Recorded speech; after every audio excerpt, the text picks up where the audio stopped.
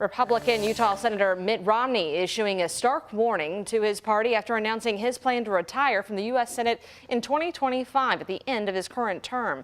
ABC's Faith Abube takes a look at his reasons for stepping down after 2 decades in politics. After 2 decades in American politics, Utah Republican Senator Mitt Romney now preparing for a new chapter.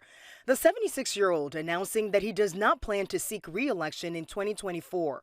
Romney served as governor of Massachusetts in the early 2000s, and after a failed bid for president in 2008, he won the Republican nomination in 2012 before ultimately losing to former President Barack Obama. The senator saying it's time for a new generation of leaders who can tackle the major issues facing the American people. Now we face critical challenges: mounting national debt, climate change, and the ambitious authoritarians of Russia and China. But Romney made the most news criticizing his own party, the moderate Republican, a Donald Trump critic who voted to remove him from office during both of his impeachment trials, now warning the GOP against staying in the shadow of the former president.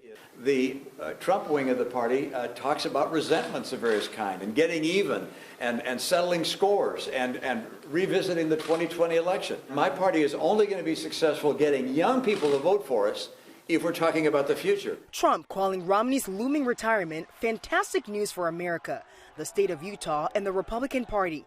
His departure would mean even fewer Republican moderates in the U.S. Senate. The announcement by Senator Romney, it was bad news, really, because he is such an example of courage in the United States Senate.